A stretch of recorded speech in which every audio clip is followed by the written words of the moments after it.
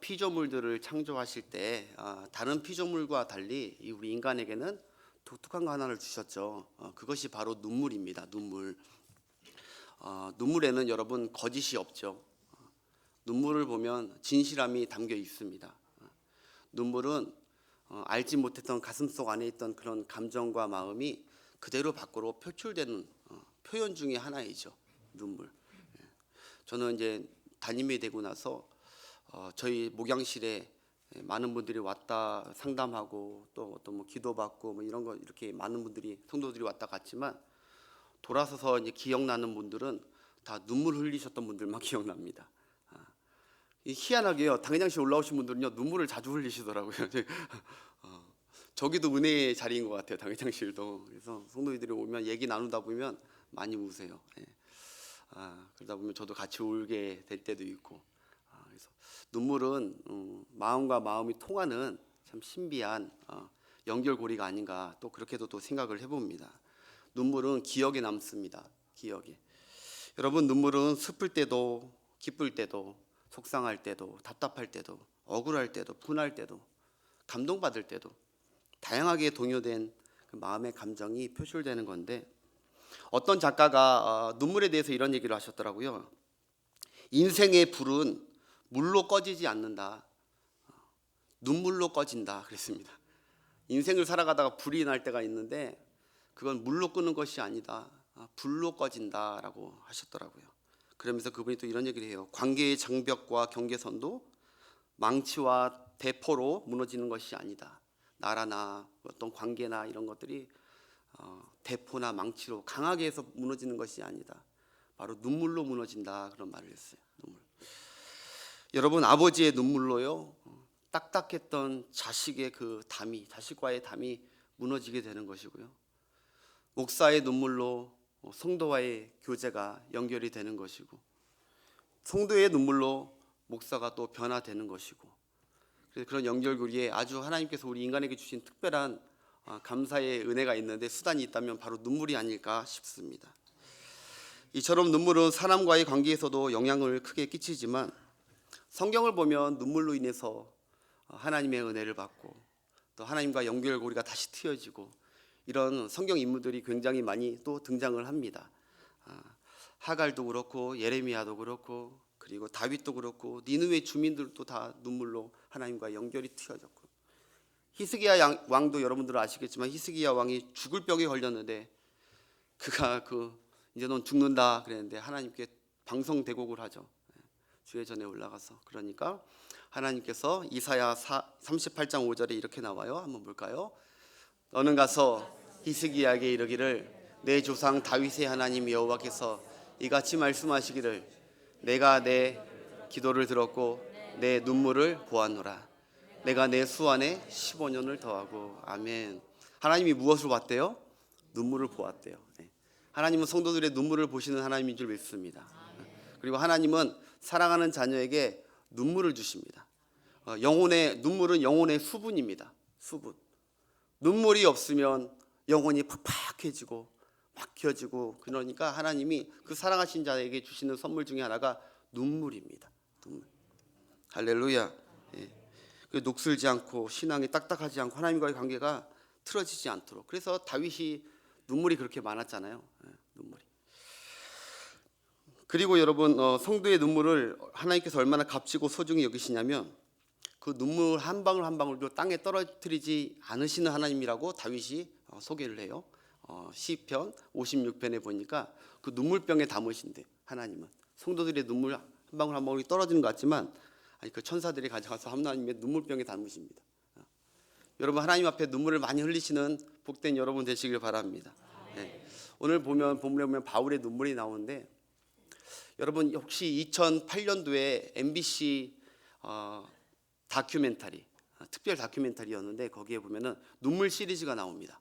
눈물 시리즈. 일명 지구의 눈물 시리즈인데 기억나시는 분들 계시는지 모르겠어요. 4년에 걸쳐서 매년 한 번씩 시리즈를 했는데 첫 번째 눈물이 바로 북극의 눈물입니다. 그리고 2009년도에 아마존의 눈물을 찍었어요. 그리고 그 다음 해 아프리카의 눈물을 찍었고 그 다음에 남극의 눈물을 찍었습니다. 이렇게 4편을 찍었는데 그 내용들을 보자면 되게 비슷한 원인으로 인한 아픔의 눈물을 지구가 겪고 있다는 것이죠.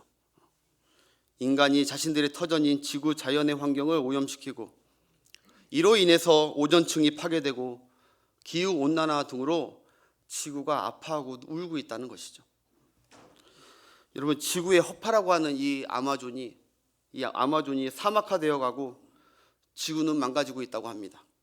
그래서 2035년에 오존층이 지금 거의 다 파괴돼서 2035년 되면 북극이 겨울이 없습니다. 얼음이 다 녹는답니다. 그래서 여름 날씨 영상 온도가 돼버린대요. 영하로 안 떨어지고 2035년 11년 후네요.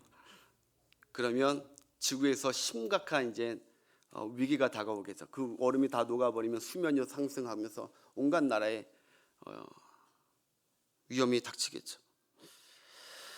이처럼 북극이 온다, 아마존이 온다, 아프리카가 온다, 남극이 온다는 것은 결국 지구의 생명이 거의 다 돼가고 있다라는 것이죠. 결국 그 눈물은 그들의 지구의 눈물만으로 그치는 것이 아니라 그 지구를 터전으로 삼는 우리에게 결국 돌아와서 우리에게 통곡으로 다가올 것이라는 거예요. 경고하고 있는 것이죠.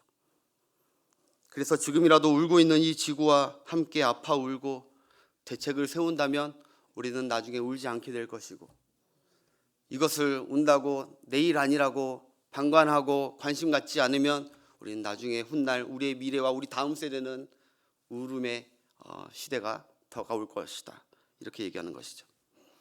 여러분, 울지 않을 것 같은 이 거대한 지구도 울 수 있는 것처럼 오늘 본문에 결코 울지 않을 것 같은 바로 한 영적 거장이 눈물을 흘리고 있습니다. 누구일까요? 그리고 그는 왜 울고 있을까요? 본문에 감춰진 그 마음을 하나님 앞에 막 눈물로 드러내는 사람은 바로 사도 바울입니다. 사도 바울. 여러분, 이 눈물은 하나님 보시기에 가장 값진 눈물이었습니다. 누구나 다 있기를 바라시는 하나님의 소원입니다. 이 눈물이 바울뿐만 아니라 하나님이 구원시킨 모든 자들에게 있기를 원하는 하나님의 소원. 이 바울이 여러분과 제게도 이런 바울과 같은 건강한 눈물과 그런 눈물들이 일어나서 하나님이 우리 보시기에 우리의 삶을 촉촉하고 윤택하고 기뻐 받으시는 여러분의 삶 되시길 축복합니다. 오늘 본문의 이 로마서는요, 여러분 아시겠지만 주옥 같은 복음의 핵심 말씀입니다. 저도 로마서를 참 좋아하는데 주옥 같은 말씀들입니다. 바울이 로마서를 접하면 우리는 3번의 눈물을 통과할 수밖에 없는 정말 엑기스 같은 귀한 말씀들입니다. 이거 읽다 보면 눈물이 3개가 터져. 눈물 없는 분들은 로마서를 다시 보십시오. 그러면 터지니까 눈물샘입니다. 첫 번째, 어떤 눈물이 터질까요? 내가 심각한 죄인이라는 사실에 나를 보면서 한탄스러워서 눈물이 터집니다.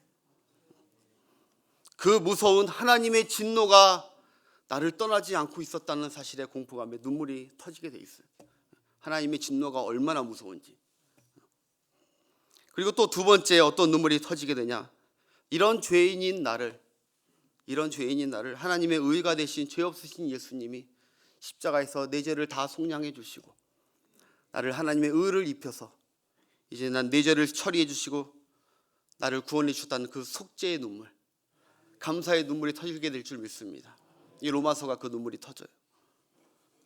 한마디로 아무 공로 없이 우리에게 사명권과 무죄권을 주신 그 예수님의 은혜, 감사해서 눈물이 터집니다.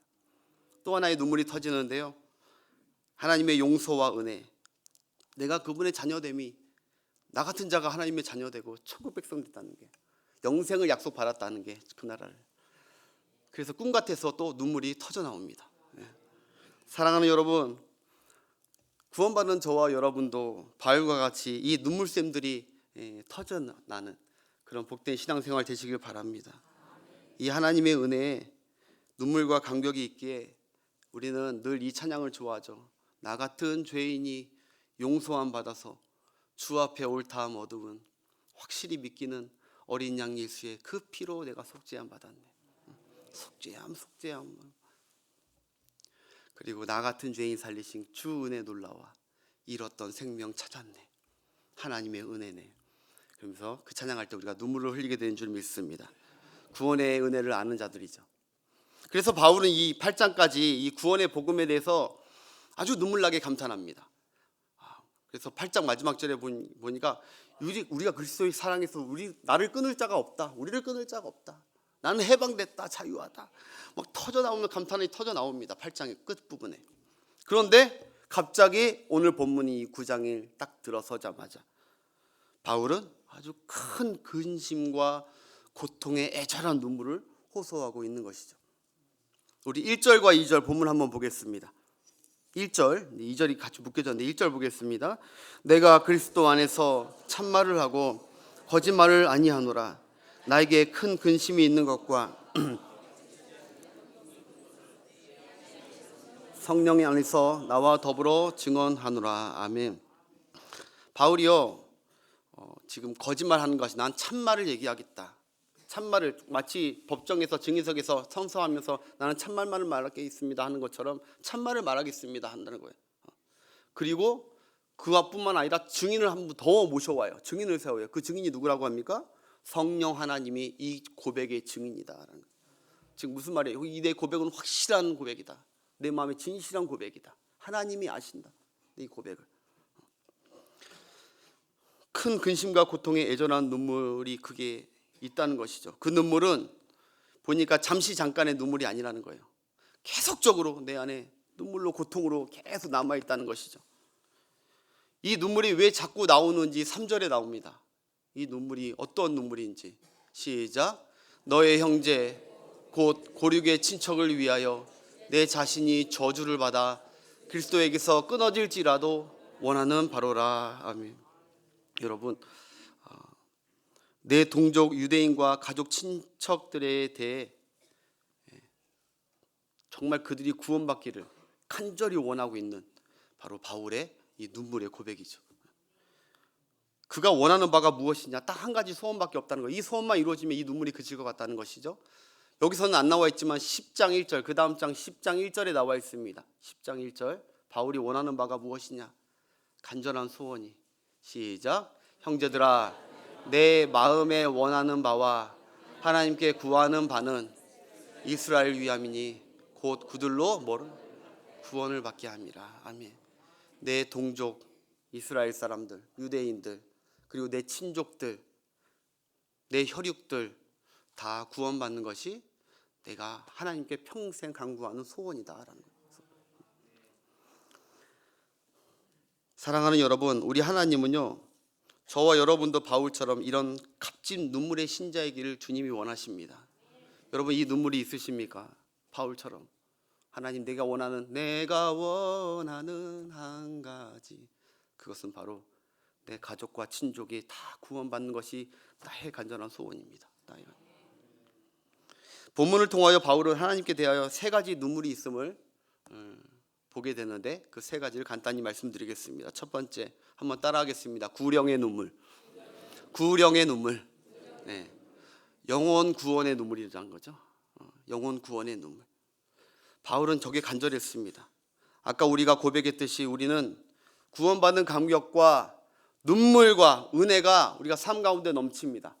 하나님이 나 같은 자를 구원하셨다니 너무너무 감사하고 그 감사의 눈물이 넘치죠. 예배 드릴 때도 넘치고 찬양할 때도 넘치고 그 말씀, 복음의 말씀을 들을 때 눈물이 넘칩니다.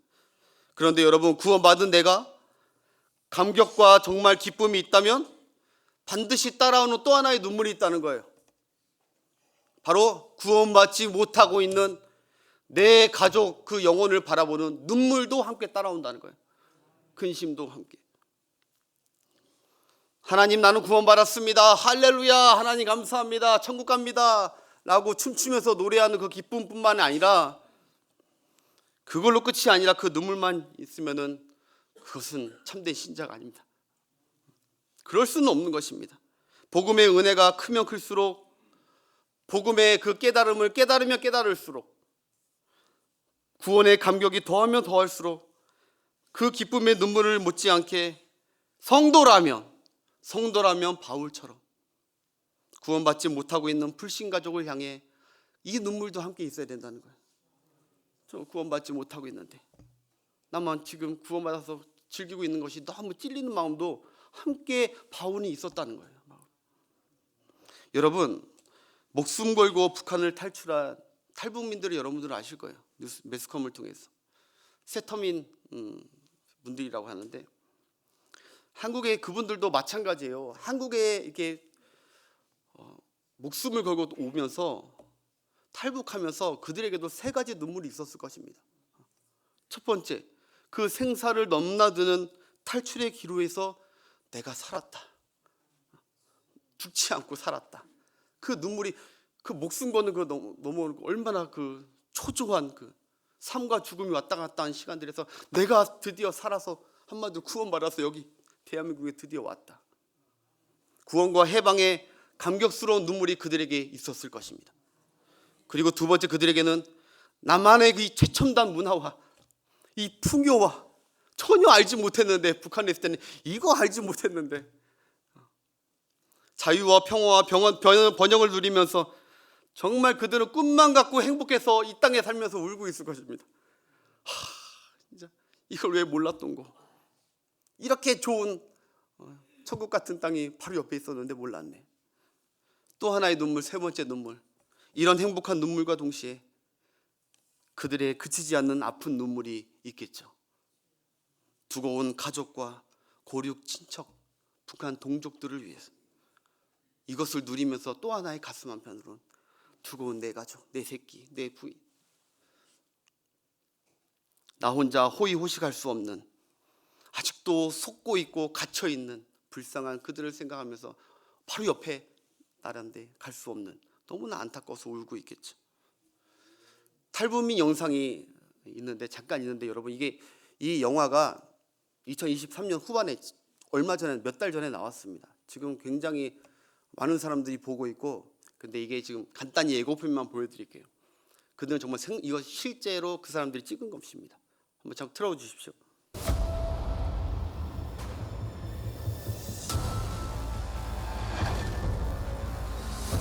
Waking up one day and then everything you learned was lie. Heroes you were actually monsters, villains. We were captured in a huge prison. There is no freedom of religion, thought, press. 너무 매우 저 많이 목사님이 아팠어요. 목숨 걸고 또 내가 북한 사람을 도와야겠구나. 구출하는 작전을 목사님 오늘 저 좀다 통화하고 있는 거예요. 드시오. 어디서? 지금 압록강 물은 어때? 불었어요? 어때요?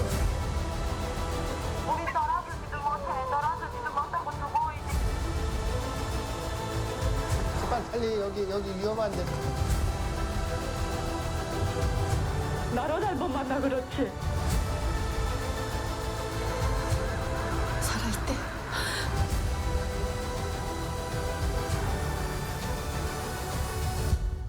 The regime told us we are living in utopia. 저렇게 속고 있는 저들은요 사방에서 늘 노리고 있답니다. 북한 공안들이 못 넘어가게. 그걸 생각하면 더 마음이 아프죠. 나는 구원받았지만 내 구원받지 못한 그 영혼들을 누가 꽉 붙들고 있는 줄 아십니까? 사단이 꽉 붙들고 있죠. 절대로 여기는 넘어가지 못하게. 주님은 우리에게 능력과 은혜와 성령을 주셔서 그들과 싸우라고 하십니다. 내가 도울 테니까 그들을 구원해내라고, 복음의 신을 신고 가라고 하나님의 전신갑주를 입고. 사랑하는 여러분, 우리가 정말 구원의 감격과 기쁨이 있다면 이 구원의 복음을 믿지 못하고 받아들이지 않는, 아직도 하나님의 진노 아래 있는 우리의 친척들 있을 것입니다.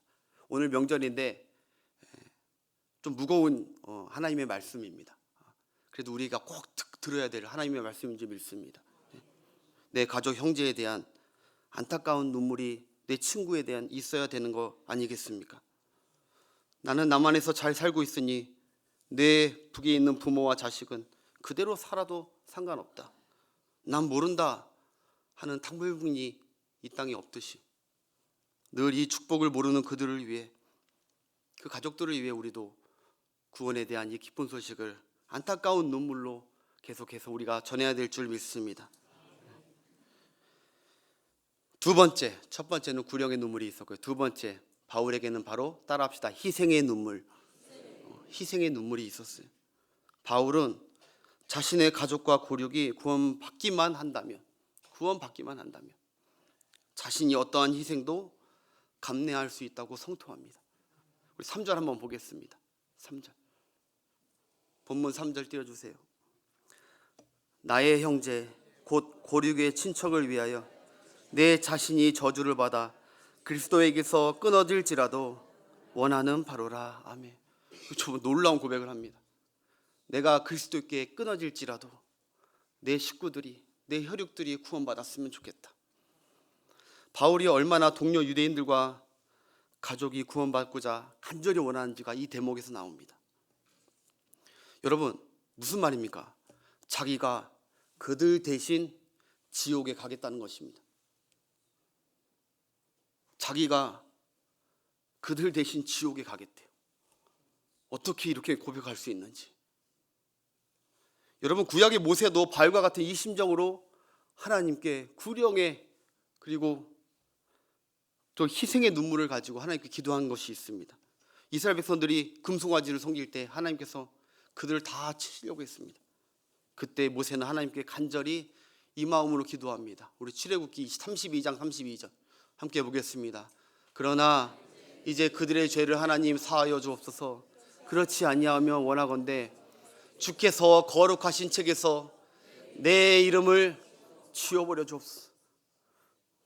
여러분, 바울과 모세를 보면요, 그냥 하나님의 일을 하는 사역자 이상입니다. 바울도 모세도 자기 생명을 버려 남을 살리신 예수님의 그 마음이 고스란히 있습니다. 자기의 생명을 버려 나는 지옥 가더라도 그들은 살려야겠다는 예수님의 마음. 여러분, 저는 가끔 하나님께 이런 기도를 드릴 때가 가끔 있었습니다. 하나님, 제 생명을 거두시더라도 이 땅, 이 민족은 구원해 주옵소서. 제 생명을 거두시더라도 이 땅 민족은 구원하옵소서. 하나님, 제 생명을 취하시더라도 하나님께 떠난 내 가족, 그 사람 돌아오게 하옵소서. 내 생명을 취하더라도 그가 다시 하나님께로 돌아오게 하옵소서 라고 기도했던 적도 있습니다. 근데 여러분, 그 고백은 나는 지옥에 가도 좋다 이 고백은 아닙니다. 그렇죠? 나는 그럴 뜻으로 기도하지 않았어요. 난 지옥에 가도 좋다 이게 아니에요.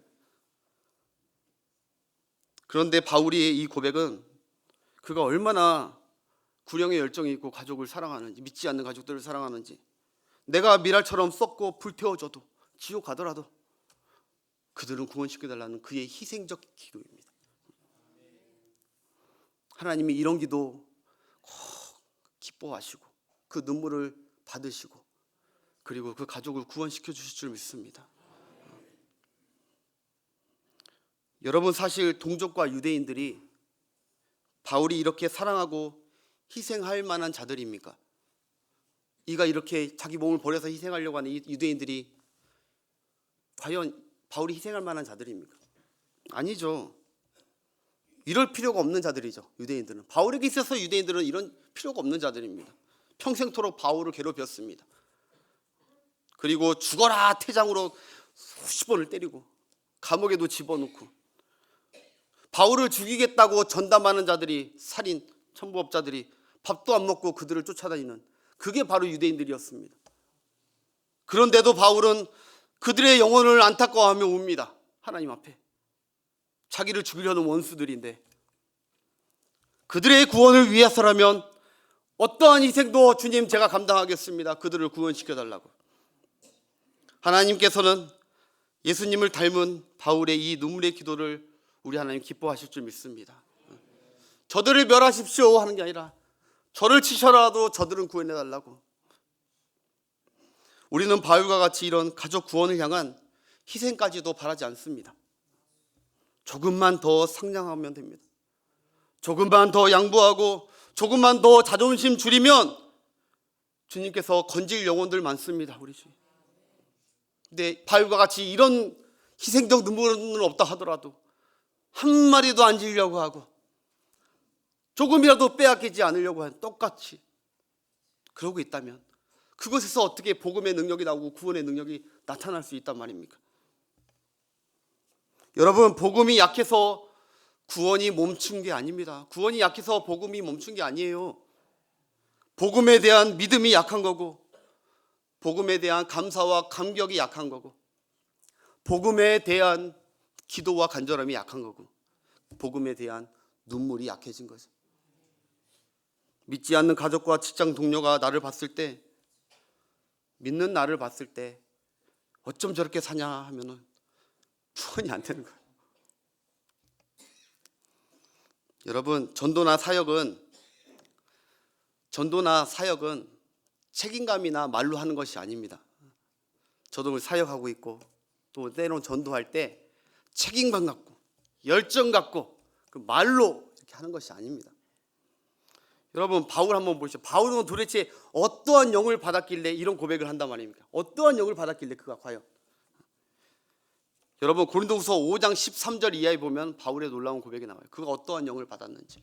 고린도후서 5장 13절부터 보겠습니다. 우리가 많이 미쳤어도 하나님을 위한 것이요 정신이 온전하여도 너희를 위한 것이니 그리스도의 사랑이 우리를 강건하신. 그 안에 뭐가 있냐면 그리스도의 사랑이 그 안에 강건하고 계시대. 자기 의지대로 지금 하는 것이 아니라 그리스도의 사랑이 나를 강건해서 그들 향해서 통곡으로 눈물 나오게 한다. 저와 여러분에게도 이 그리스도의 사랑의 성령의 영이 충만하게 있게 될 줄 믿습니다. 우리도 이 사랑 부어달라고, 그래서 이 희생적 눈물을 기도에 드리게 해달라고 기도하는 또 명절 되시길 주의 이름으로 축복합니다. 마지막 세 번째, 여러분, 바울은 바로 하나님을 향한 소망의 눈물이 있었습니다. 소망의 눈물. 그럼에도 불구하고 그들이 아무래도 안 믿을 것 같은데도 소망의 눈물이 있었습니다. 그 증거가 그 다음 절에 있습니다. 6절에, 본문 다음 절 6절에 한번 띄워주십시오. 본문 다음 절 6절 없나요? 우리 함께 누가 한번 찾았으면 한번 읽어주시겠습니까?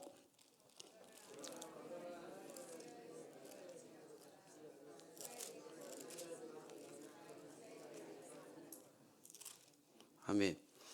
그러나 하나님의 말씀이 뭐 했다고요? 폐허지지 않았다. 하나님의 말씀, 하나님의 복음은 폐허지지 않았다. 그것이 바울에게 소망이 나는 것입니다. 하나님 그들에 대하여 희망을 갖고 이 하나님이 포기하지 않는, 폐하지 않는 그 하나님의 그 긍휼하심이 계속 있으니까 나는 포기하지 않겠다. 하나님께 소망을 갖겠다. 이스라엘 구원을 위해서, 유대인의 구원을 위해서, 우리 혈육을 위해 구원을 위해서 포기하지 않겠다는 것이죠. 여러분, 이게 전하는 자의 마음이고요, 하나님의 마음을 아는 자의 고백입니다. 우리가 얼마나 그 사람을 위해 기도했다고, 우리가 얼마나 그 사람을 위해 눈물을 흘렸다고, 우리가 그 사람을 위해 얼마나 희생을 했다고 우리가 포기한단 말입니까? 이제 틀렸어, 아무리 해봐도 끝났어, 그렇게 말할 수 있는 것이 아닙니다. 왜냐? 이거는 이 구원은 내가 이룰 수 있는 것이 아니기 때문에 그렇습니다. 내가 포기하고 내가 끝났다고 끝나지는 것이 아닙니다. 구원은 내가 이루는 것이 아니라 하나님이 나를 통해 하시는 역사입니다. 여러분, 하나님의 무엇이 바울에게 소망인 줄 아십니까? 14절 보겠습니다. 본문 14절. 하나님의 무엇이 이 기도를 계속 드리게 하는지. 14절 시작. 그런즉 우리가 무슨 말을 하리요? 하나님께 불의가 있느냐? 그럴 수 없느니라. 모세에게 이르되 내가 긍휼히 여길 자를 긍휼히 여기고 불쌍히 여길 자를 불쌍히 여기노라. 그런즉 원하는 자로 말미암도 아니요 다른 막질하는 자로 말미암도 아니요 오직 긍휼히 여기시는 하나님으로 말미암아 나는 이 기도, 이 눈물 끝낼 수 없다. 포기할 수 없다. 하나님은 심판하시는 하나님이기도 하지만 긍휼이 더 풍성하신 하나님이시기 때문에 내가 흘리는 눈물을 보고 내가 흘리는 희생을 보고라도 하나님은 긍휼하시기 때문에 내 친족 가족들을 구원해 주실 것이다. 우리에게도 이런 하나님의 궁휼하심을 믿는 믿음으로 기도하며 나아가길 소망합니다. 구원은 우리 어떠함과 상관없습니다. 전적인 하나님의 궁휼하심이죠. 하나님께서 나와 내 가족의 영혼을 궁휼히 여기신다면 그러면 그 가족의 구원에 복된 복음의 가정이 될 줄 믿습니다. 그러니까 하나님의 선택과 선택받지 못함의 핵심 기준은 하나님의 궁휼입니다. 하나님의 궁휼. 베드로후서 3장에 보면 하나님은 아무도 멸망당하지 않고 회개하고 구원되기를 원하신다 하셨습니다. 사랑하는 여러분, 바울은 하나님께서 자기같이 예수님 핍박하고 예수님 믿는 자들을 박해하고 완악한 자 이를 데 없는 나 같은 자에게도 궁휼과 구원을 베푸셨다면 바울은 포기하지 않겠다는 것입니다. 나 같은 자도 완악한 자도 구원해 주신 하나님, 궁휼히 보신 하나님이 내 친족도 궁휼히 여기시고 구원해 주실 것이다. 그래서 그는 포기하지 않고 복음을 전하고 눈물로 기도하는 삶을 살았습니다. 사랑하는 여러분, 불신자 가족을 위해 이 가운데 10년, 20년 기도하신 분들 그 아픔을 제가 왜 모르겠습니까? 다는 알지 못하지만 매일매일 눈물로 기도하고 그런데 이제는 별 조짐이 없고 점점 더 안 되는 것 같고 그래서 포기해버린 그런 하나님의 자녀가 계시다면 포기하지 마시고 여러분 다시 오늘 말씀 이거 다시 한번 붙드셔서 하나님 구원의 구령의 눈물, 희생의 눈물 그리고 또 뭡니까? 소망의 눈물 내게 주셔서 나도 바울처럼 끝까지 포기하지 않고 우리 가족 다 구원시키는 하나님 내가 구원의 통로로 사용되게 하여 주옵소서. 이렇게 살아가시는 여러분과 여러분 가정 되시길 바라겠습니다. 영상 하나만 보겠습니다. 이성미 씨가 여러분 아시고요. 개그우먼 이성미 씨가 이제 권사님이시잖아요. 한 프로에 나와서 이분도 불신자였잖아요. 온 가족이. 그래 이런 간증을 하더라고요. 잠깐 보겠습니다. 하나님 우리 아버지 예수 믿었으면 좋겠어요 라는 기도를 꾸준히 했었던 것 같아요. 근데 어느 날 저희 아버지가 이제 제가 건강검진 티켓이 나와서 저희 아버지를 드렸거든요. 검사 받고 일주일 있다가 저 아는 오빠가 전화 와서 저기 이야 놀래지 마 그러더라고요. 그래서 왜 그랬더니 아버지가 많이 안 좋으셔. 그런데 가슴이 그냥 철렁 내려앉았어요. 그 이제 보니까 백혈병이신 거예요.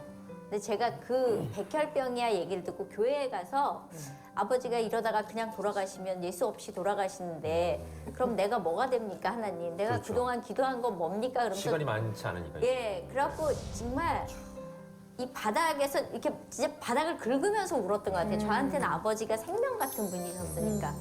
그러고 있는데 저는 이제 계속 하나님한테 원망을 했었죠. 아버지 구원 못한 거에. 또 어느 날 전화가 오셨어요. 그랬더니 미아 나 오늘 교회 간다 그런 거예요. 왜? 그랬더니 아버지가 꿈을 꾸신 거예요. 그 꿈에서 하얀 옷을 입으신 분이 당신 보시기엔 예수였대요. 그런데 그 예수님이 머리를 이렇게 뒤로 제끼면서 물방울이 여기 똑똑 떨어지는데 움직이지 말고 그 물방울을 받으시지 않으면 돌아가십니다 그러더래요. 그래서 아버지가 이렇게 뒤로 제끼는데 예수님이 머리를 뒤에서 이렇게 붙들고 계시더라는 거예요. 근데 그냥 보는 순간 예수님이 나를 붙들고 계시다라는 게 그냥 느껴졌고. 예, 느낌이 오셔서 교회를 안 다니시던 안 다니셨는데 그래갖고 그 다음이 주일이었는데 주일날 아침에 교회를 처음으로 가신 거예요. 당신 스스로. 그러니까 제가 내가 기도하면서 하나님 앞에 아버지가 오게 해달라 그랬을 때 병 걸린 걸 원망을 했었는데 하나님은 이 병을 통해서도 아버지를 인도하시는데 나는 그냥 단편적으로 우리 아버지 병 걸린 것만 봤구나. 그래서 저희 아버지가 그 교회에 가서 병원에서 1년 사신다 그랬는데 11년을 사셨어요. 네, 그래서 저는 생명도 하나님이 연장하시면 연장할 수 있다라는 걸 아버지를 통해서 뵙고 내가 기도하는 게 결코 땅에 떨어지지 않아서 아버지가 하나님 안에서 예수 믿고 돌아가시는 걸 보고 나니까 자식이 기도해서 이렇게 아버지가 예수 믿었다는 게 얼마나 큰 축복인지를 지금도 그 생각을 하면 우리 아버지가 예수를 만난 거가 이 세상에서 제일 큰 축복이라는 거. 그러니까. 예. 할렐루야. 예. 이 세상이 가장 기쁜 게요. 우리는 다른 게 기쁨이 아니어야 됩니다. 우리 가족이 구원받았다. 그 기쁨. 영상 죄송한데 하나만 더 보여드릴게요. 짧은 영상 하나 더 있는데 이분 영상도 너무 은혜가 되더라고요. 도전이 되고 여러분들에게 위로와 도전이 되고 은혜가 됐으면 좋겠습니다. 국민학교 5학년, 지금의 초등학교 5학년. 좀 더 크게 틀어주세요. 우리 가족이 할머니를 포함해서 8명이었어요. 전부 다 불신자 가족. 엄마, 아버지, 그다음에 5명이 현재, 나까지 8명. 엄마는 가끔 절에 한 번씩 가시고 아버지는 뭐 특별히 어디 가시는 건 없었던 것 같아요. 그리고 뭐 형제들도 특별하게 할머니가 계세요. 할머니가 교회 다니셨어요. 달가워하지는 않으셨어요. 교회에 간다고 가끔 혼냈던 것 같아요. 안 그래도 공부 안 할 텐데 공부 안 한다고. 언제부터인가 저녁밥을 먹으면 산책을 나갔어요. 가다 보면 교회로 갔어요. 그래서 사모님 따라서 기도한 적도 많이 있고 혼자 가서 기도할 때도 있었고. 근데 그런 생각이 들었어요. 복음을 듣고 교회를 다니면 천국을 간다는데 사랑하는 가족들을 두고 나 혼자 가는 게 좀 미안했어요. 그래서 그때부터 기도했죠. 한 사람 한 사람 기도했어요. 하나님, 가족들이 구원받게 해주세요. 교회 나오고 하나님 믿어서 같이 천국 가게 해주세요. 온 가족이 교회에서 같이 예배할 수 있게 해주세요. 이렇게. 아멘. 하나님이 기도 들으셨을까요? 들어주셨을까요? 너무 길었어요. 우리 엄마, 우리 아버지도 너무 나이가 많이 드신 거예요. 그러면서 이제 나도 점점점 나이가 들어가고 내가 교회 다닌 세월을 생각하면 한 40년 된 것 같은데 그때까지도 기도를 안 들어주시더라고요. 그게 서운했어요. 많이 서운했어요. 그럼에도 불구하고 사실은 나는 계속 기도했고 신앙적인 얘기 또는 교회에 관련된 얘기 같은 걸 자주 얘기했죠. 어느 날 갑자기 형님이 오셨더라고요. 교회를. 나는 깜짝 놀랐어요. 형님 차가 교회 저쪽에 그 앞에 주차가 되는 것 같더라고요. 그래서 형님이 오신 것 같네? 그리고 이렇게 나갔죠. 나갔더니 계단으로 올라오더라고 형님이. 실제 그때 CCTV 녹화한 거를 보여주시더라고요. 진짜 형님이 오셨어요. 교회 오라는 얘기도 안 했는데 깜짝 놀랐어요. 나 형님한테 교회 저 옆에 계신 분이 형님이에요. 아까 지금 인터뷰할 때 저 옆에 계신. 이 형님이 오셨어. 그래서 사실은 눈물이 왈칵 쏟아질 것 같았어요.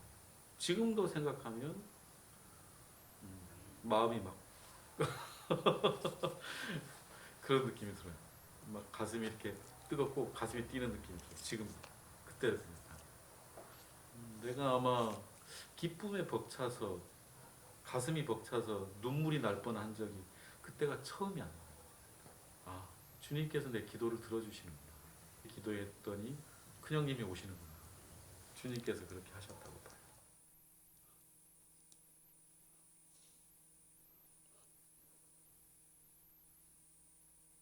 알겠습니다.